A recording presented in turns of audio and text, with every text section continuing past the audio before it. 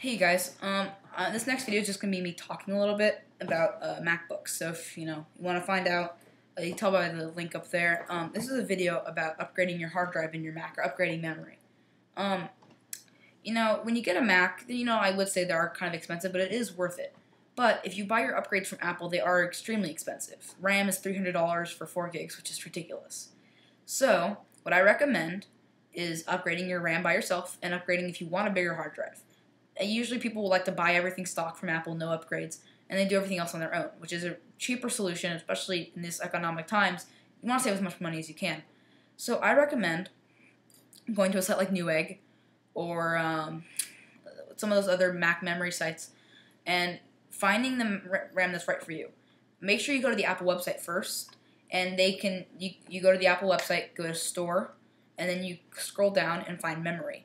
This is for RAM. And then you click on your MacBook model or Mac Pro, or whatever system you have. It'll show you the type of RAM because you need to make sure you're getting DDR2 or DDR3, how many megahertz the chip itself is, as well as the size, because chips come in all shapes and sizes. So that's really important if you're buying RAM. Some websites provide a scanner, a program that you download for a couple kilobytes or a megabyte or so, that scans your computer and tells you the exact RAM you need, the price, how much you would want, and it will show you how much faster your computer would be. So you're not just getting RAM if you're just doing internet and email. They'll show you what 4 gigs would do for you. I use 4 gigs. I upgraded through Newegg. I installed it myself, and Apple actually provides detailed instructions within the instruction manual in the box it came in on how to open up the MacBook and take it apart. This may be different for the new MacBook Pro 13-inch through 17-inch because the battery is built in. The batteries pop out. There's a couple screws you have to remove, and it's really, really painless. I did have problems with the screws because they do strip because they're in there pretty tight, and there's 2 long screws that are about that long.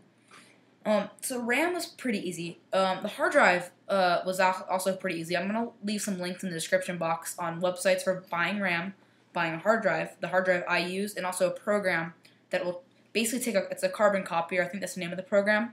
It'll take everything in your hard drive and copy it into another hard drive. Take everything the way it is, your system settings, your bookmarks. There's no transfer. It just takes everything your hard drive is and just puts it on the new one. So what you're going to need to, when you want to upgrade a hard drive, is you're going to want to get, this is for a MacBook, 13-inch aluminum, late 2008.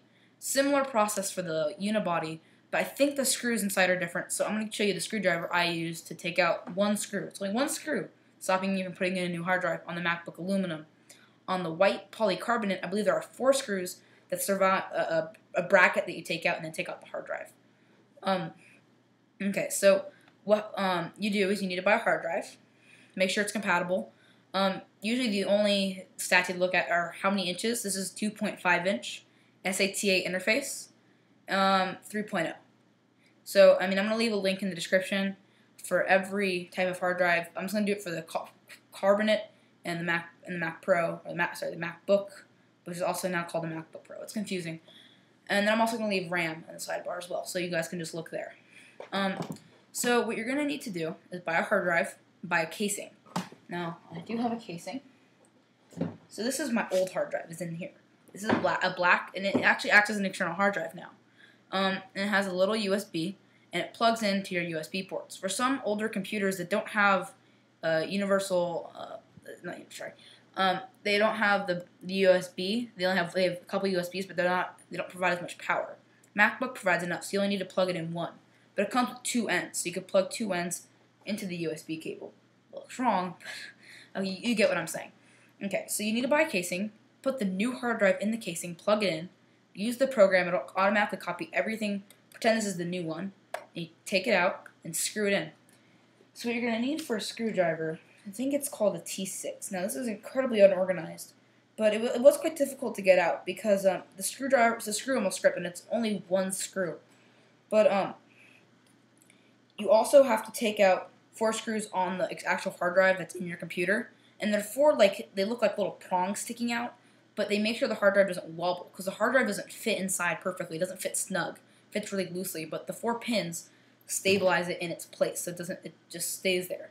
It doesn't really wobble at all. Some people have reported problems with certain hard drives because of the accelerometer that's built into the one that's in the Mac.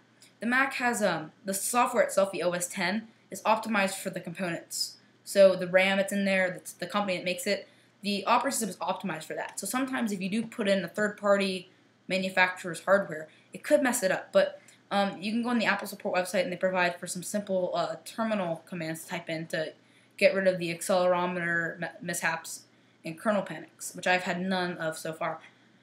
So that's about it. It's really, really easy. Don't be afraid by it. There's detailed instructions within the MacBook box. I might do a video just how to open it up and take it out. I'm not going to do the whole process because I've already done it. But I will provide links in the description. So I hope you guys, good luck, and comments below. Subscription over there in description. Somewhere. You know where it is. You've been on YouTube. Peace.